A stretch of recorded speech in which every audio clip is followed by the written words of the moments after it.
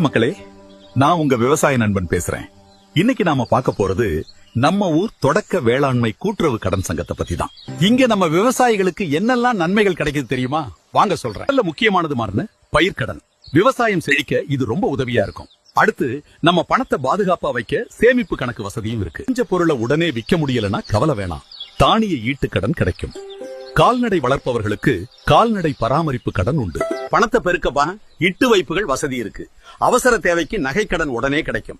மாற்றுத்திறனாளிகளுக்காக மாற்றுத்திறனாளி கடன் உண்டு. பெண்கள் முன்னேற்றத்துக்காக டாகன், மகளிர் சுய உதவிக்குழு கடன் வசதி இருக்கு.